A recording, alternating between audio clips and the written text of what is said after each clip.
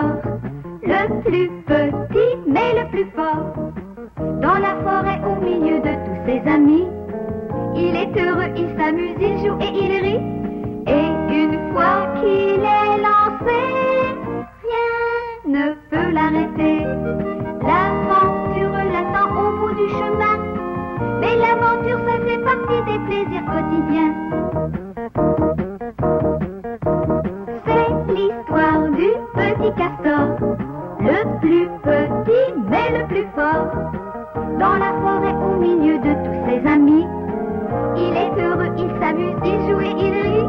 Et une fois qu'il est lancé, rien ne peut l'arrêter. Il est rusé, audacieux, il n'a pas peur. Et quoi qu'il arrive, il sait démontrer qu'il a du cœur.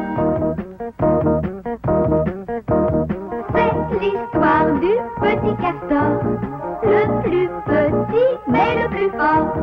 Et une fois qu'il est lancé, rien ne peut l'arrêter.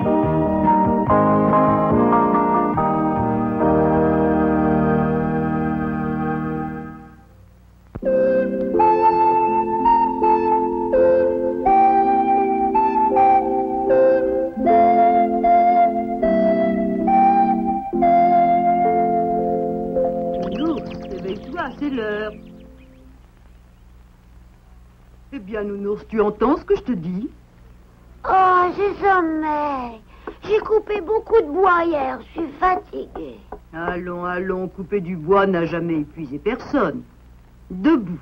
Allez, Nounours, il faut se lever. Oh, c'est pas une vie, laisse-moi dormir. Va faire ta toilette et viens prendre ton petit déjeuner. J'ai pas faim. Et puis d'abord, j'en ai assez, je m'en vais. Hein, qu'est-ce que tu dis?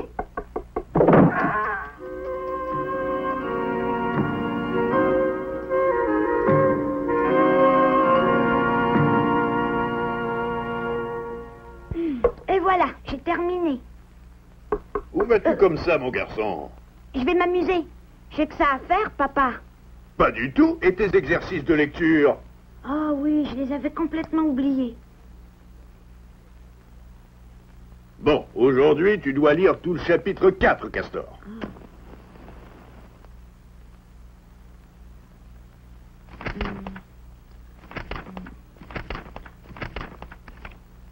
J'en ai pas envie, je m'en vais.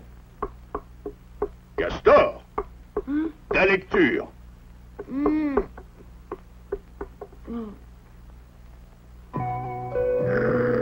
J'en ai assez. Je veux pas faire ma lecture.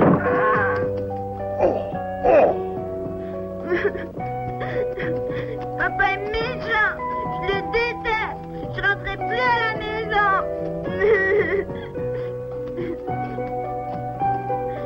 Oh, salut, Nounours. Salut, Castor. Ça tombe bien. J'allais chez toi, justement. Non, je regrette, c'est pas possible. Je me suis disputée avec mon père. Tu t'es disputée, toi aussi? Comment ça, toi aussi? Tu t'es disputée? Oui, Castor. Il n'y a pas moyen de discuter avec ma mère. Ah bon? Qu'est-ce qui s'est passé? Tu tiens à le savoir?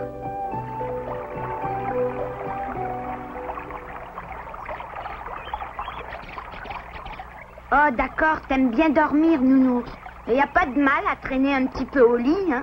Je ne te le fais pas dire. Et je trouve que ton père n'est pas gentil non plus s'il t'oblige à faire la lecture. C'est vrai. Le mieux à faire, c'est de jouer. Ça nous fera oublier nos misères. Youpi! Si nous allions chercher Lily et Mimi pour jouer avec nous. Bonne idée. Passons d'abord chez Lily, puisque c'est sur notre chemin. Oh, il y a quelqu'un qui pleure. Eh bien, Lily, qu'est-ce que t'as? Et toi, Mimi?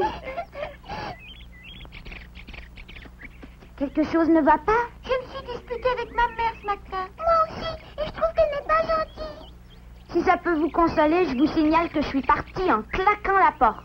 Moi aussi, je me suis disputée avec ma mère. Oh. Quelque chose m'étonne. Comment des petites filles aussi sages et obéissantes peuvent-elles se faire gronder? Vous avez dû faire de très vilaines choses, non? Oh non, j'ai rien fait de mal, je t'assure. J'ai fait la lessive comme on me l'avait demandé.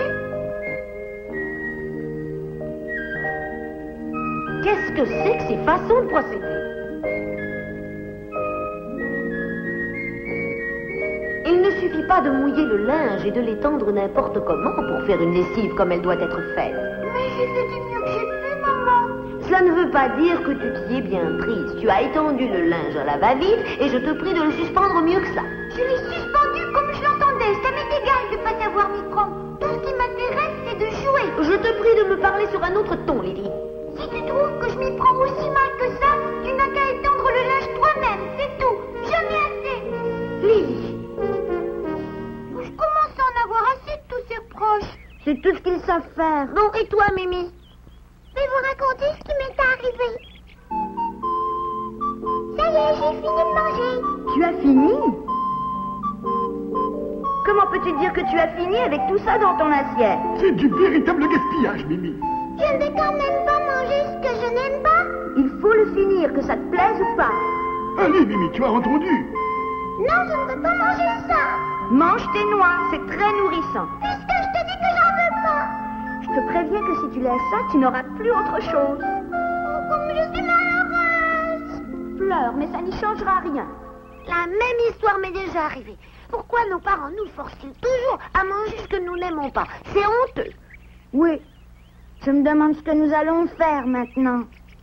Il ne nous reste plus qu'à demander pardon. Jamais je ne ferai ça. Moi non plus. Et puis d'abord, je refuse de rentrer. T'as bien raison, Mimi. C'est bien beau tout ça, mais où irons-nous? Je vais réfléchir à la question. Ça y est, j'ai trouvé la solution. Nous allons nous construire un foyer d'enfants. Hein? Construire un foyer?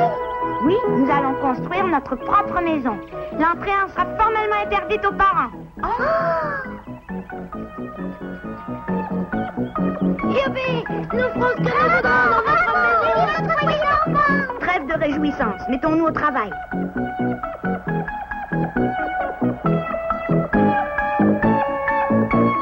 Ici, ça vous irait?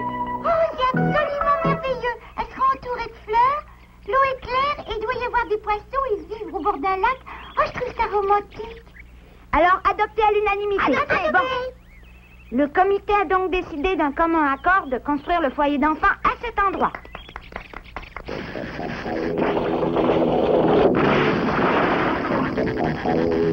Castor, j'ai rapporté plein de lianes. Et moi de l'herbe sèche. Bon, maintenant, vous allez m'aider à mettre les poteaux en place. Puisque tous les matériaux sont là, procédons à la construction. Est-ce qu'on plante le pilier central à cet endroit-là? Pas tout de suite, nounours. Il nous faut d'abord creuser une belle petite cave secrète. Hein? Une cave secrète? Il nous faut un endroit secret pour mettre notre nourriture et nous cacher quand les parents nous chercheront. Excellente idée, Castor. Il y a du génie. Oh, les hommes, vous savez.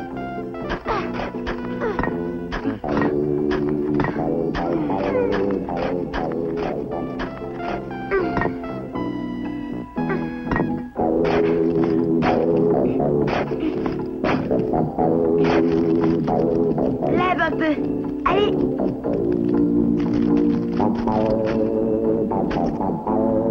Merci.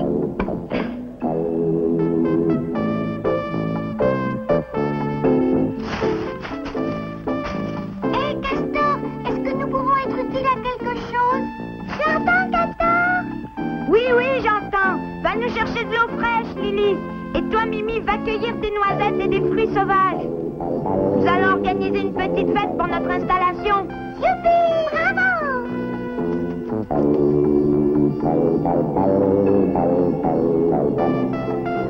Ce sera notre pagode chinoise.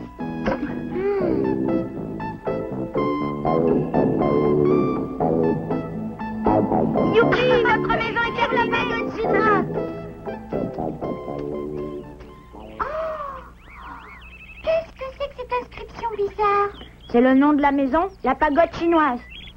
Et nous allons fêter le baptême avec tout ça, Mimi. Je franchirai le seuil de la porte le premier. Hé, un instant, nounours. Je propose de tirer au sort le nom de celui qui aura cet honneur, car on y a tous participé. C'est vrai, j'y pensais pas. Excuse-moi, nous allons tirer au sort. Gram, piqué, les grammes. Hurrah, c'est moi qui entrerai la première. Suivez-moi.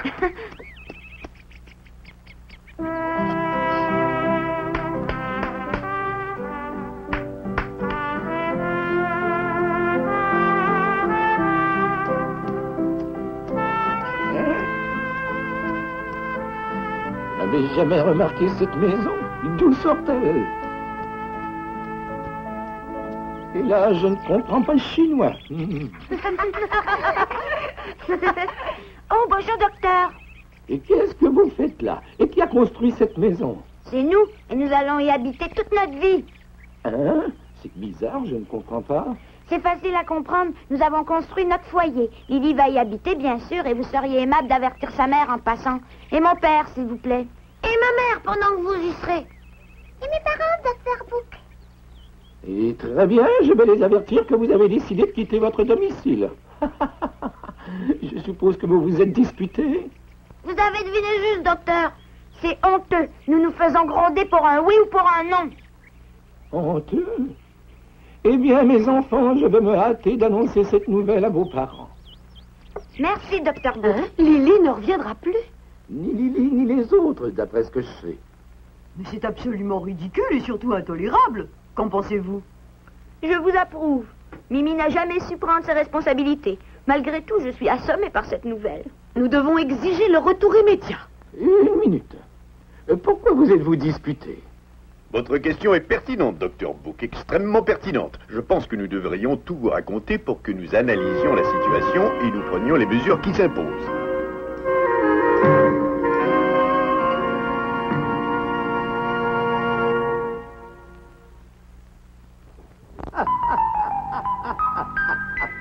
C'est donc ça. C'est donc ça. Oui, docteur, c'est ça. Mais je ne trouve rien de risible là-dedans. Veuillez m'excuser. Je m'attendais à plus grave que cela, et ce ne sont que de simples peccadilles. Peccadille ou pas, qu'allons-nous faire? Je me demande si mon fils deviendra adulte un jour. Il le deviendra, Madame Moores, mais il était peut-être réellement fatigué après sa corvée de bois. Allons, docteur, n'exagérons rien. D'autre part, il faut considérer que Lily avait fait de son mieux pour la lessive. Il fallait la féliciter au lieu de lui reprocher d'avoir mal étendu le linge. Mais le lavage n'est pas tout, Dr. Book. Il faut aussi qu'elle apprenne l'étendage. Je ne le nie pas, mais si le linge avait été mal lavé, ce n'est pas parce que vous l'auriez bien étendu qu'il aurait blanchi. Je reconnais que vous avez raison. Et je vous remercie. Et en fermant les yeux, je me souviens de ce que je faisais moi quand j'avais leur âge. Et je dois admettre que je n'aimais pas tout ce qu'on me donnait à manger. Moi aussi, je m'en souviens. Vous voyez, nous pouvons aimer ou détester quelque chose, quel que soit notre âge, non? Vous avez parfaitement raison. Voilà que tu lui donnes raison maintenant. Ben, je disais ça comme ça, chérie. Si je comprends bien ce que le Dr. Book tente de nous expliquer, tout est de notre faute. Les parents sont seuls responsables de ce qui arrive. Non, non, Madame Janot, ce n'est pas ce que le docteur veut dire. Il estime que la culpabilité est partagée. Et je dois reconnaître que je m'y suis mal pris avec Castor, que c'est aussi de ma faute. Mais que comptez-vous faire, Monsieur Castor? Je vais attendre que les choses se calment un peu. Oh, ce n'est pas la solution. Hein? Venez voir à la fenêtre. Ah. Il ne pense qu'à une chose, récupérer leur enfant. J'avoue que je ne pense guère à autre chose. Je ne connais pas la solution, mais je suis certain que les enfants rentreront au bercail à un moment ou à un autre. Dans ce genre d'histoire, le temps arrange tout. Où allez-vous, Monsieur Castor? Je vais essayer de persuader les parents d'attendre un petit peu. Il est déjà trop tard. Mais docteur, vous ne savez pas ce que vous voulez, vous non plus. Comme je crois vous l'avoir déjà dit, je ne suis ni de votre côté ni de celui des enfants. J'essaie simplement d'y voir clair. Étant donné la tournure que prennent les choses, je ne tiens pas à me retrouver entre l'arbre et l'écorce. Eh ben, moi je me retrouve entre le marteau et l'enclume.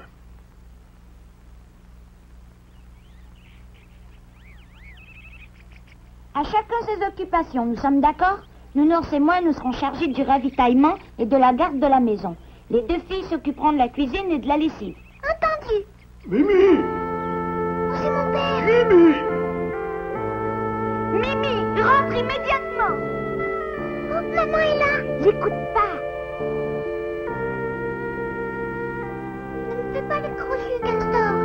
Tu sais très bien que je n'ai pas l'intention de rentrer à la maison. Lily! Ne vois pas ton père, Castor. Il doit vouloir régler la question entre hommes. Nounours, rentre à la maison. Tu seras pardonné. Non, jamais. Mimi, tu seras pardonnée si tu reviens. Maman chérie, toujours prête à pardonner.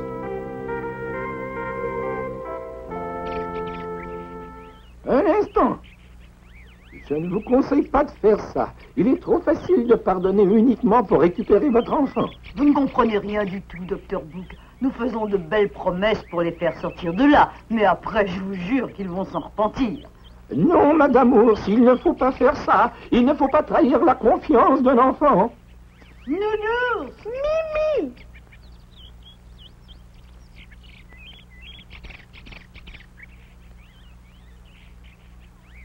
Eh bien, La maison est étrangement calme tout à coup.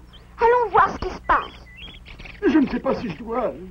pas du tout. Rentrez plutôt chez vous. Non, je ne m'en irai pas. Et moi non plus. Très bien, faites comme vous voulez. C'est notre intention, docteur Book. Bon, alors, vous me suivez?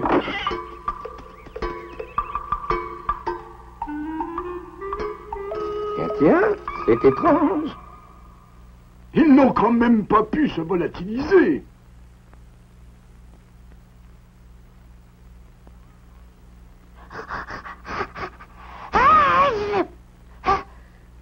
Vous avez entendu? C'est venu de là-dessous, il me semble. Ingénieux, ces enfants, ils ont même creusé une cave. Nous sommes repérés. Nounours, viens ici tout de suite. Reviens, Mimi. Je te promets de te gâter. Rentre à la maison, Lily. Nous discuterons de tout cela calmement. Alors, vous venez? Jamais. Oh. Nous ne rentrerons pas.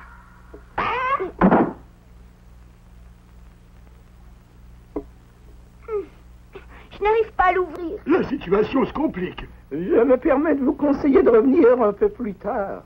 Je crois qu'il n'y a pas d'autre solution.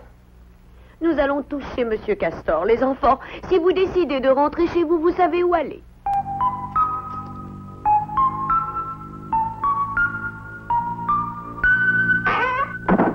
Ah, les parents ont tous battu en retraite. Nous avons gagné. À présent, mettons-nous à l'ouvrage. Je vais chercher un peu de ravitaillement.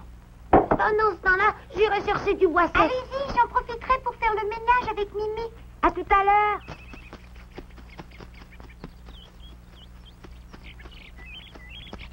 Il doit bien exister un moyen de les faire rentrer à la maison. Oui, mais lequel? Ça y est, j'ai trouvé. Approchez-vous, on ne sait jamais si vous écoutez.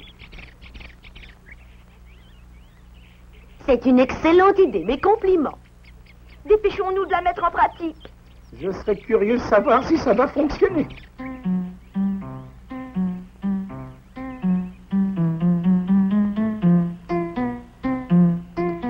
voilà, nous allons préparer le repas toutes les deux. D'accord. Oh, ça sent drôlement bon. D'où vient cette odeur? Ça vient sûrement de quelque part. Allons voir. Oh! Oh, maman! Tiens, ma chérie, je t'ai préparé ton potage préféré. Que dirais-tu d'un jus de fruits au miel, Nounours? Tu as vu, Lily? Un petit poisson grillé, comme tu les aimes. Il y en a pour Castor.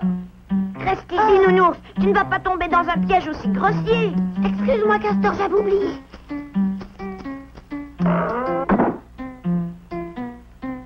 Oh, y a pas à dire, ça sent bon quand même.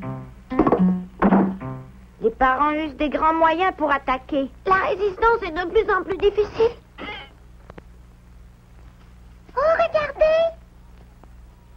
Nos mamans sont reparties. Qu'est-ce que ça peut faire? Prépare le repas au lieu de pleurnicher. Il a raison, Mimi. Préparons le repas, ça nous changera les idées.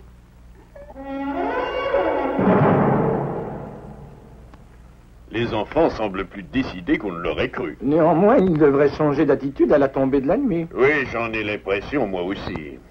Vous acceptez plus facilement la situation parce que vous êtes des hommes, vous. Mais moi, je ne peux plus la supporter. Non, moi non plus.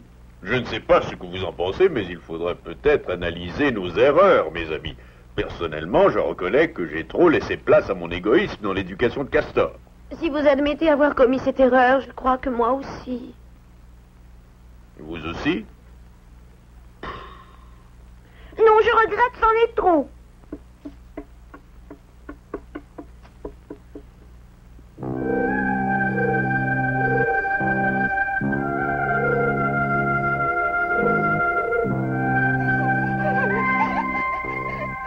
Tu sais, Mimi, tu peux t'en aller si tu veux. Excuse-moi, Castor, mais je voudrais rentrer. Eh bien, rentre puisque t'en as envie. Pardon, je ne savais pas. Fais ce que tu veux, Lily, mais moi, je pars. Nounours, conduis-toi comme un homme. Là n'est pas la question, Castor, mais je préfère rentrer. Je te retiens pas, Lily. Non, Castor, je reste avec toi. Oui? J'arrive, maman chérie.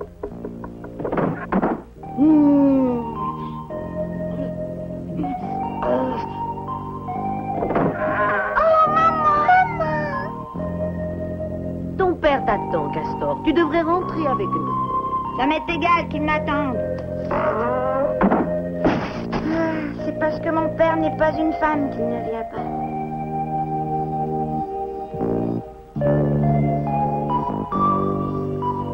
Maman.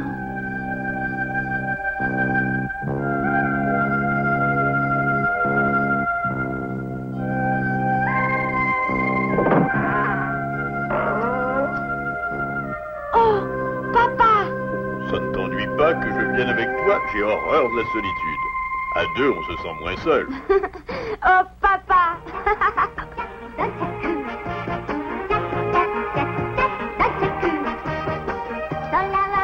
À partir de ce soir, tu feras tes exercices de lecture quand tu en auras envie, uniquement. C'est drôle ce que tu dis.